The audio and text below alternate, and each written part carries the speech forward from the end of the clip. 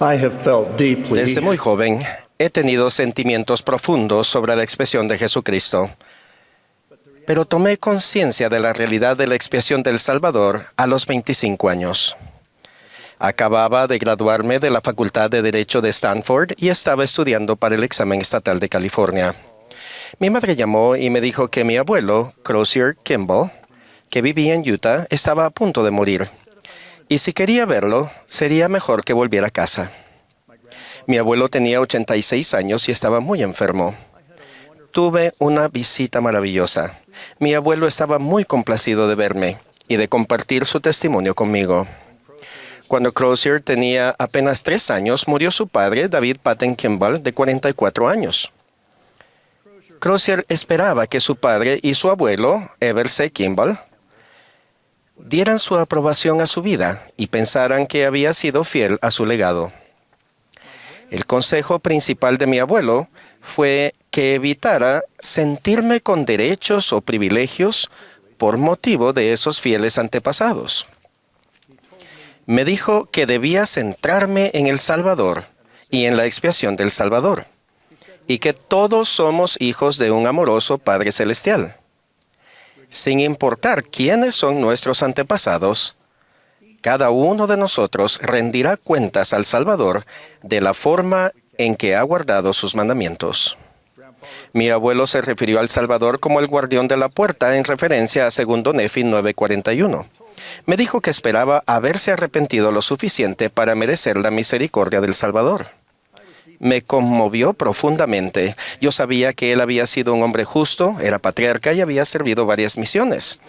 Él me enseñó que nadie puede regresar a Dios solamente por sus buenas obras y sin el beneficio de la expiación del Salvador. Aún hoy recuerdo el gran amor y aprecio que el abuelo sentía por el Salvador y su expiación. En 2019, durante una asignación en Jerusalén, visité un aposento alto que quizás estuvo cerca del lugar donde el Salvador lavó los pies de sus apóstoles antes de su crucifixión. Me sentí conmovido espiritualmente y pensé en cómo Él mandó a sus apóstoles que se amaran unos a otros. Recordé la oración intercesora del Salvador en favor nuestro. Esa oración se pronunció literalmente en las horas finales de su vida terrenal, encontrada en el Evangelio de Juan. Esa oración estaba dirigida a los seguidores de Cristo, todos nosotros incluidos. En la súplica del Salvador a su Padre, Él rogó que todos sean uno, como tú, oh Padre, en mí, y yo en ti, que también ellos sean uno en nosotros. El Salvador continuó, y la gloria que me diste les he dado, para que sean uno, así como nosotros somos uno. La unidad es por lo que oró Cristo antes de ser traicionado y crucificado. Se puede alcanzar la unidad con Cristo y con nuestro Padre Celestial por medio de la expiación del Salvador. La misericordia salvadora del Señor no depende del linaje, la educación, la posición económica ni la raza. Se basa en ser uno con Cristo y sus mandamientos. El profeta José Smith y Oliver Cowdery recibieron la revelación sobre la organización y el gobierno de la Iglesia en 1830, poco después de la organización de la Iglesia. El profeta José leyó en la primera conferencia de la Iglesia lo que ahora es la sección 20, que fue la primera revelación aprobada de común acuerdo. El contenido de esta revelación es realmente extraordinario. Nos enseña la importancia y la función del Salvador y cómo acceder a su poder y bendiciones mediante su gracia expiatoria. El profeta José tenía 24 años y ya había recibido numerosas revelaciones y había terminado la traducción del Libro de Mormón por el don y el poder de Dios. Tanto José como Oliver son identificados como apóstoles ordenados, teniendo así la autoridad para presidir la Iglesia. Los versículos 17 al 36 contienen un resumen de la doctrina esencial de la Iglesia, que incluye la realidad de Dios, la creación del género humano, la caída y el plan de salvación del Padre Celestial mediante la expiación de Jesucristo. El versículo 37 contiene los requisitos esenciales para el bautismo en la Iglesia del Señor. Los versículos 75 al 79 establecen las oraciones sacramentales que utilizamos cada día de reposo. La doctrina, los principios, los sacramentos y las prácticas que el Señor estableció por medio de José Smith, el profeta de la Restauración, son ciertamente fundamentales.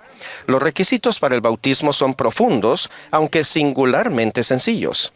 En esencia, abarcan la humildad ante Dios, un corazón quebrantado y un espíritu contrito, arrepentirnos de todos los pecados, tomar sobre nosotros el nombre de Jesucristo, perseverar hasta el fin y manifestar con nuestras obras que hemos recibido el Espíritu de Cristo. Es significativo que todos los requisitos para el bautismo son espirituales. No se requiere el éxito económico o social. Pobres y ricos tienen los mismos requisitos espirituales. No hay requisitos de raza, género o grupo étnico. El Libro de Mormón pone en claro que se invita a todos a participar de la bondad del Señor. Negros o blancos, esclavos o libres, varones o mujeres, todos son iguales ante Dios. El Señor declaró: todo hombre tiene tanto privilegio como cualquier otro, y a nadie se le prohíbe. Dada nuestra igualdad ante Dios, tiene poco sentido que resaltemos nuestras diferencias. Algunos nos animan erróneamente a pensar que la gente es muy diferente a nosotros y entre sí, de lo que realmente son. Toman diferencias reales pero pequeñas y hacen de ellas un abismo. Además, algunos han concluido erróneamente que, como se invita a todo pueblo a recibir su bondad y la vida eterna, no existen requisitos de conducta. Sin embargo, las Escrituras dan fe de que se requiere de todas las personas responsables que se arrepientan de sus pecados y guarden sus mandamientos.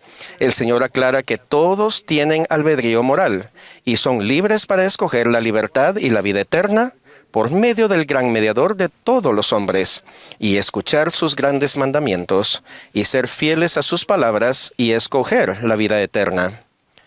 Para recibir las bendiciones de la expiación del Salvador, debemos hacer uso de nuestro albedrío moral afirmativamente para elegir a Cristo y obedecer sus mandamientos.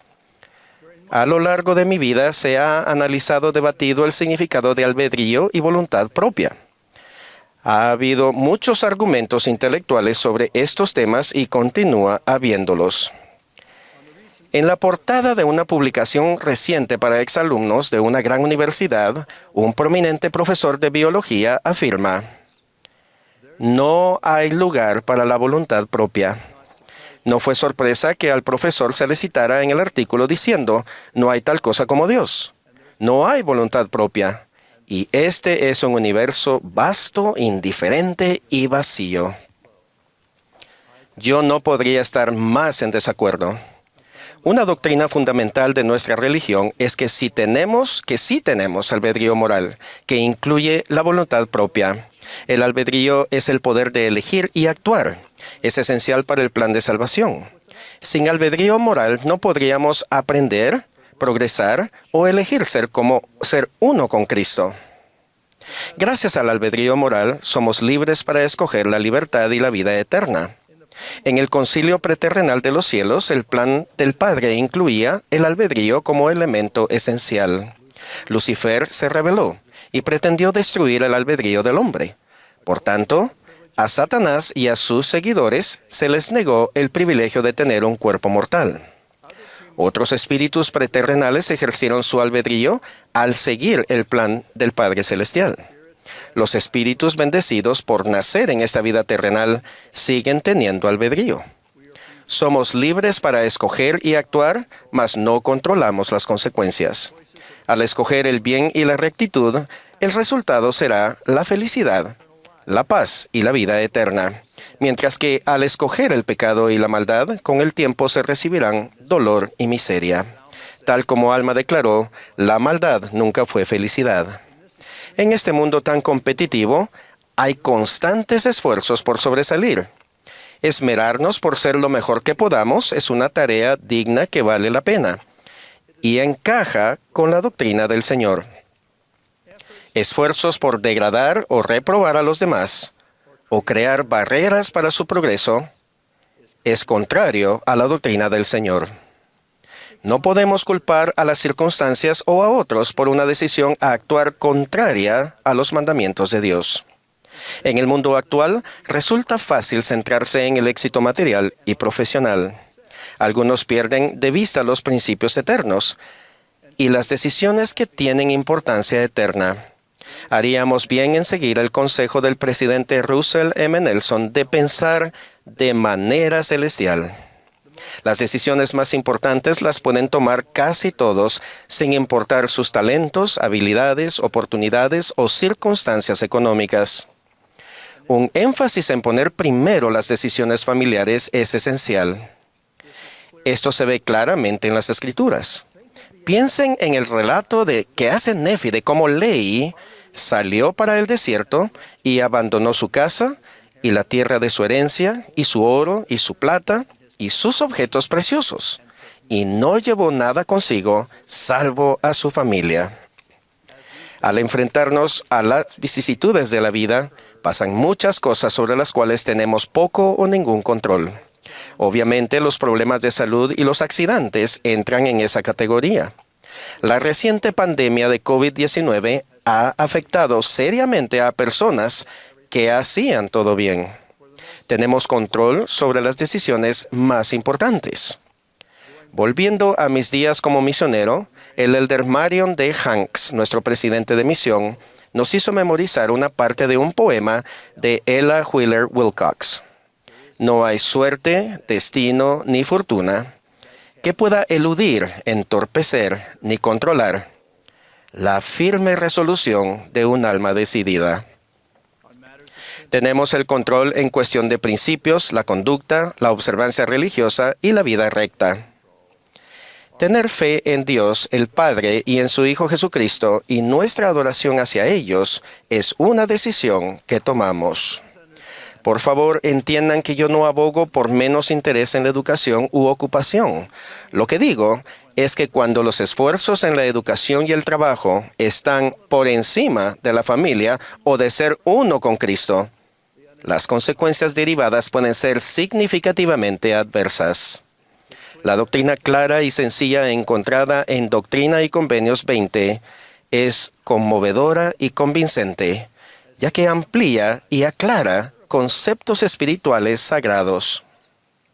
Enseña que la salvación viene cuando Jesucristo justifica y santifica a las almas arrepentidas mediante la gracia del Salvador y coloca las bases para la función preeminente de su expiación. Debemos esforzarnos por incluir a los demás en nuestro círculo de unidad. Si hemos de seguir la admonición del presidente Russell M. Nelson de recoger al Israel disperso en ambos lados del velo, debemos incluir a los demás en nuestro círculo de unidad. Tal como lo enseñó de manera hermosa el presidente Nelson, en todo continente y en las islas del mar, los fieles están siendo recogidos en la Iglesia de Jesucristo de los Santos de los Últimos Días. Las diferencias culturales, de idioma, de sexo, de raza y de nacionalidad desaparecen a medida que los fieles entran en la senda de los convenios y vienen a nuestro amado Redentor. Nos unimos a causa del amor de Jesucristo y nuestra fe en Él y como hijos de un amoroso Padre Celestial. En verdad, la esencia de formar parte consiste en ser uno con Cristo. Las ordenanzas del bautismo y el sacramento mencionados en Doctrina y Convenios 20, junto con nuestros convenios del templo, nos unen de maneras especiales y nos permiten ser uno en cada forma eterna significativa y de vivir en paz y armonía. Expreso mi testimonio seguro y certero de que Jesucristo vive y de que gracias a su expiación podemos ser uno con Cristo. En el nombre sagrado de Jesucristo. Amén.